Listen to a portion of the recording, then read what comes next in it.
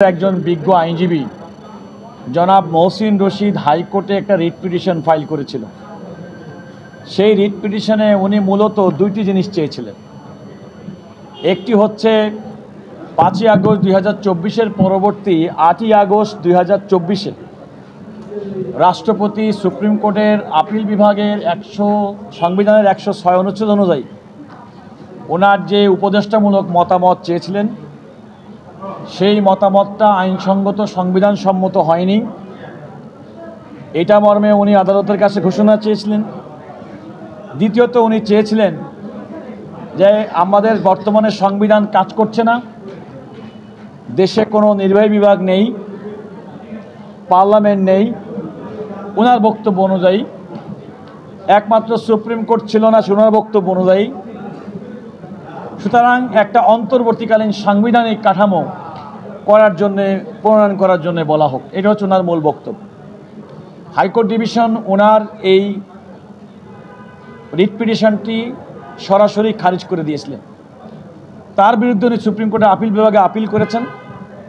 বাংলাদেশের মাননীয় প্রধান বিচারপতি সহ 7 সদস্যের আপিল বিভাগের বেঞ্চে এটা শুনানি হয়েছে এবং শুনানির এক পর্যায়ে আমি সুপ্রিম কোর্টের একজন আইনজীবী হিসেবে, আমি দেশের একজন সচেতন নাগরিক হিসেবে, আমি বাংলাদেশ সুপ্রিম কোর্ট আইনজীবী সমিতির পরপর 3বার নির্বাচিত সম্পাদক হিসেবে এবং বাংলাদেশ বার কাউন্সিলের একজন নির্বাচিত সদস্য, কার্যনির্বাহী কমিটির চেয়ারম্যান হিসেবে আমি আদালতের সামনে বলেছি এই বিষয়ে, যেহেতু সাংবিধানিক প্রশ্ন জড়িত এই দেশের নাগরিক হিসেবে, সুতরাং এই বিষয়ে আমি আদালতে আমার বক্তব্য উপস্থাপন করতে চাই।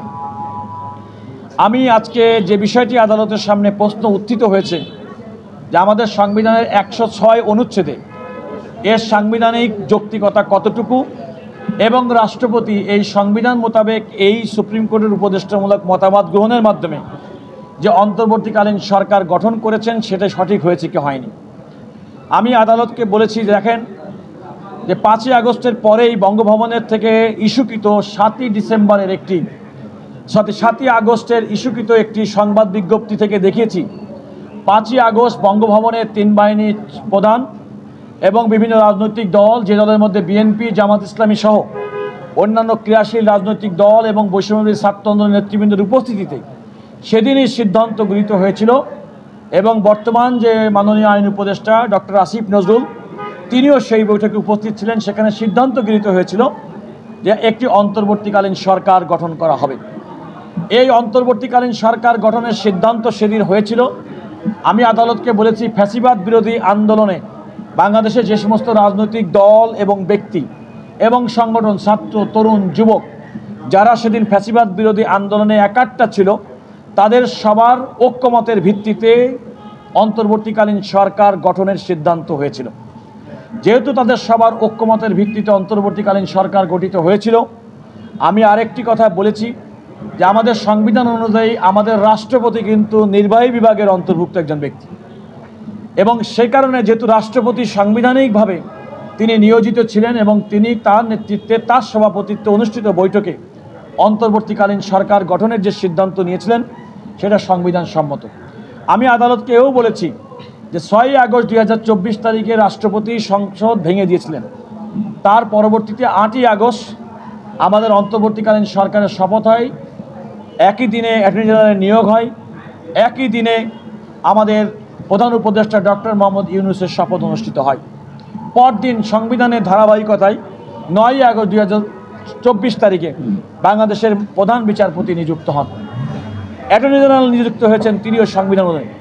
অর্থাৎ আমি আদালতকে বলেছি যে 5ই আগস্ট বাংলাদেশের ছাত্র জনতার গণ আন্দোলনের মাধ্যমে একটা ফ্যাসিবাদের পতন হলেও আমাদের সাংবিধানিক ধারাবাহিকতা এবং সাংবিধানিক বিধান তখন থেকেই প্রযোজ্য ছিল এবং পরবর্তীতে যে সমস্ত কার্যক্রম হয়েছে সবগুলোই এই সাংবিধানিক ধারাবাহিকতা এবং সাংবিধানিক নিয়মের মধ্যে হয়েছে। এবং আমি আদালতকে এও বলেছি যে বর্তমান সময়ে আমাদের যে সমস্ত রাষ্ট্রের যে সমস্ত অর্গান কাজ করে, পরিচালিত হয়, একটা নিয়মিত সরকার যেভাবে কাজ করে ঠিক সেভাবে কিন্তু অন্তর্বর্তীকালীন সরকার কাজ করছে। যেহেতু অন্তর্বর্তীকালীন সরকার কাজ করছে, সুতরাং এই সরকারের কোনো সময়সীমা, লিমিট কিংবা যে সমস্ত বিষয়গুলো নিয়ে মহসিন রশিদ সাহেব প্রশ্ন করেছেন সে সমস্ত বিষয়গুলো সাংবিধানিকভাবে টিকবে না এবং সে কারণে হাইকোর্ট সঠিকভাবে তার মামলাটি খারিজ করেছেন। আমি আদালতকে বলেছি যে এই প্রশ্নটি উনি যে সমস্ত প্রশ্ন উত্থাপন করেছেন, বিশেষ করে রিট পিটিশনটা গ্রহণযোগ্য কি গ্রহণযোগ্য না, সে ব্যাপারে আমি বলেছি যে এটা গ্রহণযোগ্য না। যেহেতু গ্রহণযোগ্য না, সুতরাং তার রিট পিটিশনটা সুপ্রিম কোর্টের আপিল বিভাগ যেন খারিজ করে দেন, দিয়ে হাইকোর্টের রায়টি বহাল রাখে। এটা হচ্ছে আদালতের কাছে আমার বক্তব্য, এবং এই বক্তব্যটা আমার কোনো রাজনৈতিক পরিচয় না। আমি একজন সুপ্রিম কোর্টের সর্বোচ্চ আদালতের একজন সিনিয়র আইনজীবী হিসেবে আমি আমার বক্তব্য এবং দেশের সচেতন নাগরিক হিসেবে, সাংবিধানিক আইন সম্পর্ক এবং এই ফ্যাসিবাদ বিরোধী দীর্ঘ আন্দোলনের একজন সম্মুখ যোদ্ধা হিসেবে এবং এই গণ আন্দোলনে আমি একজন অংশগ্রহণকারী ব্যক্তি হিসেবে আমি আমার এই যুক্তি এবং বক্তব্য, এই অন্তর্বর্তীকালীন সরকারের গঠন, আমাদের সাংবিধানিক ধারাবাহিকতা, রাষ্ট্রের অন্যান্য অর্গান কিভাবে কাজ করছে, তার একটা সামারি আমি আদালতের সামনে আমার সাবমিশন আকারে উপস্থাপন করেছি। ওনাদের কথা যে প্রসিডিউরটা ফলো করা হয় না, যেভাবে মতামত আমি সেই ক্ষেত্রে আপনাকে বলেছি, জনাব মহসিন রশিদ সাহেবের বক্তব্য ছিল যে আমাদের বাংলাদেশ সুপ্রিম কোর্টের আপিল বিভাগের রুলস অনুযায়ী শুনানির জন্য যে প্রক্রিয়া, সে প্রক্রিয়া অনুসরণ করা হয়নি।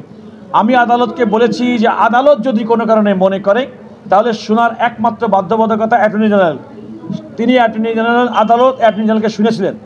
এক, অন্যান্য কোনো ব্যক্তিকে শুনবেন কি শুনবেন না সেটা সম্পূর্ণভাবে ওই আদালতের সিদ্ধান্তের উপর নির্ভর করে। যেমনটি পার্লামেন্ট থেকে গণপদত্যাগ করার পরিপ্রেক্ষিতে বাংলাদেশে প্রথম যে রেফারেন্সটি হয়েছিল 106 অনুচ্ছেদে, সেখানে আদালত মনে করেছিল তৎকালীন সময়ে সিনিয়র আইনজীবীদেরকে মতামত গ্রহণ করবেন, তাদের মতামত গ্রহণ করেছেন। সুতরাং আদালত ঠিক করবেন কোনো ব্যাপারে রাষ্ট্রপতি কর্তৃক চাহিত উপদেষ্টামূলক মতামত গ্রহণের ক্ষেত্রে তিনি অন্য কাউকে শুনবেন কি শুনবেন না। আইনের একমাত্র বাধ্যবাধকতা হচ্ছে অ্যাটর্নি জেনারেলকে শুনতে হবে। আরেকটি কথা, সুপ্রিম কোর্টের আপিল বিভাগের রুলসের মধ্যে বলা আছে এই রুলের যদি কোনো রকম ত্রুটি বিচ্যুতি হয়ে থাকে তাহলে আদালত কর্তৃক কোনো প্রসিডিং, কোনো রায় কিংবা আদেশ দেওয়া সেটা অবৈধ বলে বিবেচিত হবে না। সুতরাং এর একটা ইনহারেন্ট একটা পাওয়ার আদালতের আছে যে ছোটোখাটো ভুলভ্রান্তির কারণে আদালতের সিদ্ধান্ত প্রশ্নবিদ্ধ করা যাবে না এবং সেটি সঠিক বলে বিবেচিত হবে। এখানে বলা হয়েছে যে কোর্ট তখন বন্ধ ছিল, কিভাবে রেফারেন্স করা?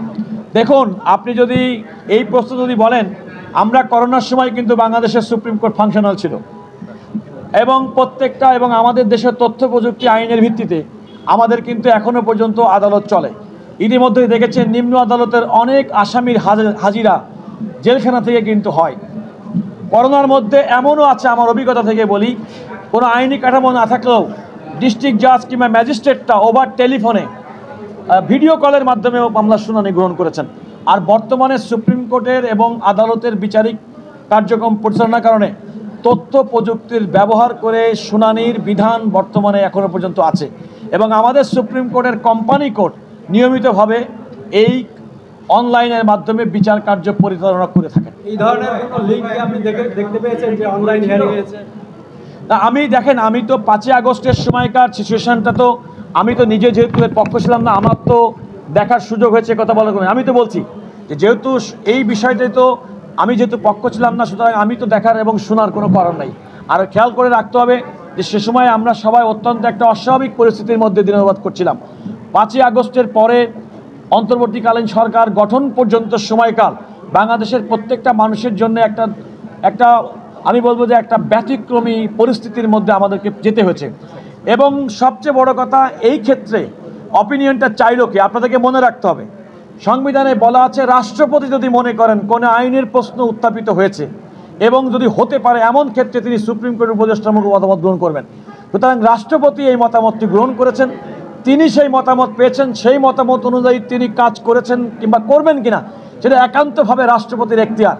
অন্য কোনো ব্যক্তির প্রশ্ন করার কোনো সুযোগ এখানে আছে বলে আমি মনে করি না এবং আমি আদালতকে একই কথা বলেছি।